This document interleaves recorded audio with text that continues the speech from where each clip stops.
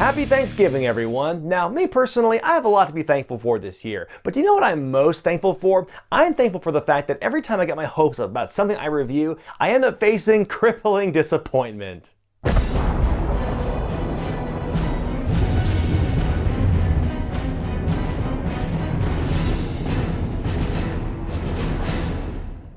Oh, Miz, what an up and down career you've had. You impressed me on $1 Million Tough Enough, and even though you didn't win, I had a feeling you'd eventually get signed. Then you did get signed, which was great. Then this. Go to WWE, dial 86946. Then several years later, you become WWE Champion. I think, okay, now he's on the track to becoming one of the company's top bad guys. You lost the belt to John Cena, which I'm not mad at you for, can't blame you for that, but hopefully you'll recover. Then this. Ziggler taps out!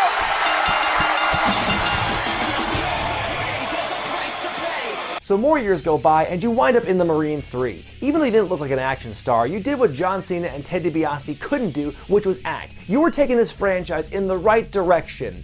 Then you go and make the Marine 4 moving target. Jake Carter returns to action in this 2015 romp as he shoots his way through every problem in front of him in an effort to protect a young woman bent on bringing down a very powerful organization. It's kind of like the plot to Eraser, or Fair Game, or Babylon AD. Now last week I gave a lot of praise to the Marine 3 Homefront, and I was actually excited to see the next installment. Why do I even listen to myself? The film begins with more advertising for the Marines, put through some generic video game filter, while also throwing in a brief primer on the group's history and terminology. The way this thing was edited, for a split second I thought I was watching something called Honor the Movie.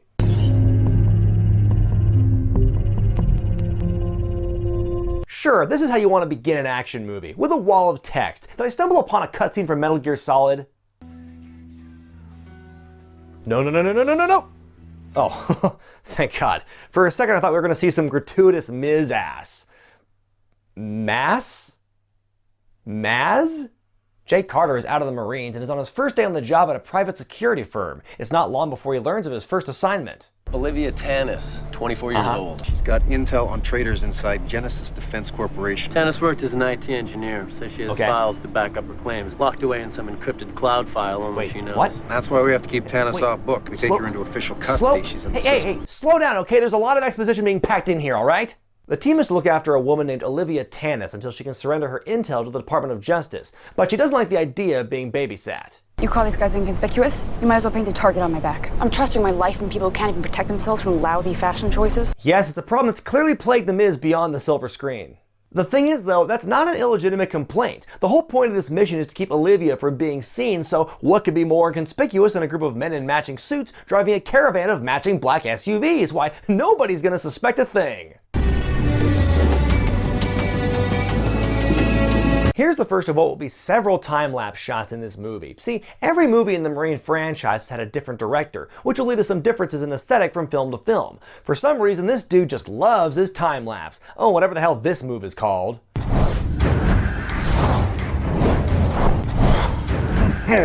While driving to the next location, Jake and Olivia get into some inspired banter with each other. Let me guess, you were a big deal back in high school?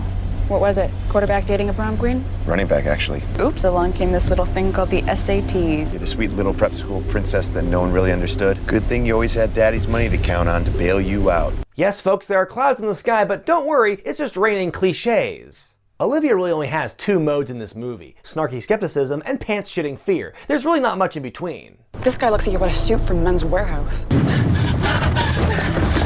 Should be a road up ahead, probably less than a mile away. Should be. Oh, great. Then what? I'm working on the then what. Of course you are. It's not my blood. Jesus Christ, who are those guys? A group of mercenaries rains down upon the caravan in an effort to eliminate Olivia before she reaches her destination. The group is led by a man named Vogel, which is probably one of the worst last names for a villain you can come up with. He and his crew are supposed to be the best of the best, and while that may be true in terms of combat, what he is not the best at is making it clear just what the hell accent he has. I got the girl coming your way. Force Recon Marine, just back from Afghanistan. Been here a few weeks. We both know you're not gonna make it out of this canyon. You're either in front of the gun or behind it. Yes! Is he English? Is he Dutch? Is he from South Africa? From Boston? I have no idea. Along with his regular crew, Vogel has an ace up his sleeve, a sharpshooter, an absolute killing machine. Oh, it's a Summer Rae. Now, if you've never seen this film before and were asked to guess the basic story of it just by looking at the cover for the DVD, you would assume that Summer Rae has a pretty large role here. I mean, she takes up the exact same amount of space on the cover as The Miz does. They share top billing, so she should be pretty prominent here, right? Well, no. Besides sticking out like a sore thumb among her peers because of her video game-inspired attire, Summer Rae does almost nothing in this movie. As far as I can tell, the whole point of her character's existence is to provide another body for The Miz to eventually destroy. She has almost no dialogue, and one of her only lines isn't even on screen. We got a Jake Carter here. He claims to be part of a security team. Hold please, let me patch you through. So sure, give her 50% of the marketing space. Were the filmmakers that hard up on actors from famous film and TV franchises to bring in? As the gunfight draws out, Olivia runs off because she's an idiot and Jake is on her tail. They manage to get away and drive to a safe house where she tries to get away once again because she's an idiot. You ever hear the term Semper Fi? So what, you're a Marine? Is that supposed to put my mind at ease? Well, of course. Being a Marine means you can do practically anything. Look at the guys you've seen in this franchise so far. You can no-sell explosions, avoid getting shot, and enjoy the crisp, refreshing taste of Miller Lite. Man, drinking at 10 a.m. is super underrated.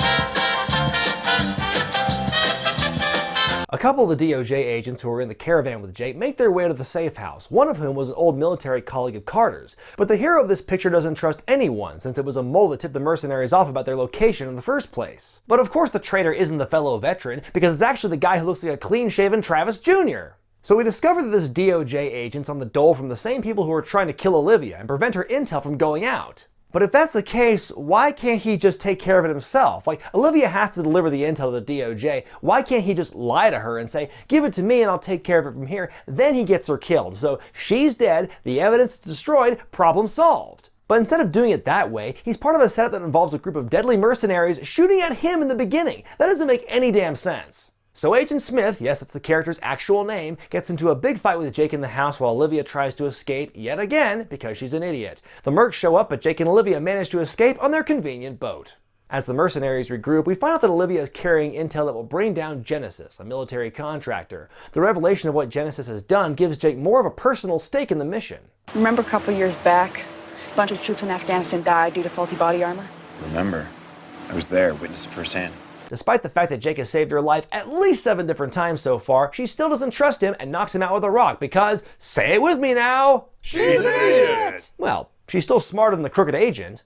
Olivia makes her way to the police station to report what's happened, and Jake isn't far behind. The detective at the station calls Agent Smith to confirm what's going on, unknowingly setting everyone up for trouble. Lovely town you have. Oh, you cad, I just can't take you anywhere. Jake and Olivia manage to get free of their handcuffs and a shootout ensues. Jake is able to get the surviving cops out of the station, only for them to be met with a horrific death in the squad car. It's only the second most heelish thing Miz will do in this movie. Jake tells Olivia to run off, but instead she comes back with the truck, and the two hightail it down a very, very, very blue road. Look, the Pacific Northwest is already gloomy looking enough. We don't need post-production to make it worse. After eluding this highly trained team of cold-blooded killing machines yet again, Jake and Olivia have a heart-to-heart talk in the woods. They're dead. It's on me. No. It's on the people who sent those bastards after you. None of this is your fault. Well... There are people out there trying to kill me. Give these people a call. I want to verify this guy's story. Hold and secure them both. Take no chances. Down, down! What the hell is going on? You son of a bitch, what do you say to them? Why am I getting arrested? You should have trusted me. I get that you're trying to be nice, Jake, but really. With the two trapped in the wilderness, they come up with a plan to foil their attackers. The next morning, Vogel, Smith, and the rest of the mercenaries return to the woods and are on the hunt. She's not your problem anymore. I am. I've noticed. I'm actually calling my agent right now. I'm out the door in a couple years, so I'm looking at my options. Jake leads them on a chase, which turns into the most violent recreation of Home Alone you'll ever see.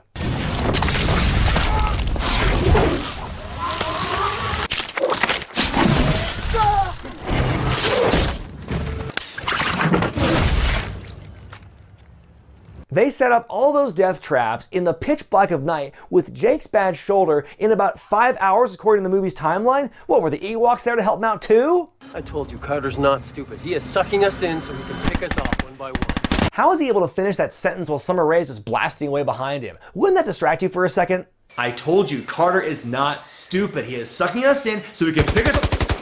Hey, give me a warning next time, why don't you, asshole? One by one, Vogel's men go down. We then get a big battle between Jake and Summer Rae's character. She's taken down, then is killed when Jake makes her a human shield.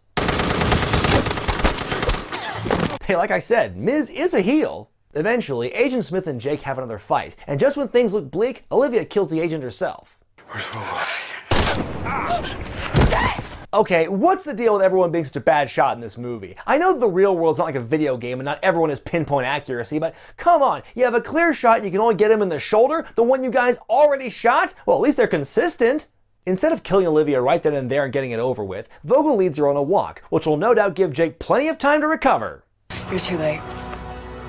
I just forwarded everything that I have on Genesis to a dozen news sites. Damn you and your super reliable 4G LTE network Verizon! Hang on, so after all this trouble, after all of the running and the hiding and the dead bodies in their wake, only now does Olivia decide to send the intel to the media. If that's all it took, why didn't she do that in the beginning? Why is everyone in this movie so fucking stupid? Right on cue, Jake is back and gets into a final confrontation with Vogel.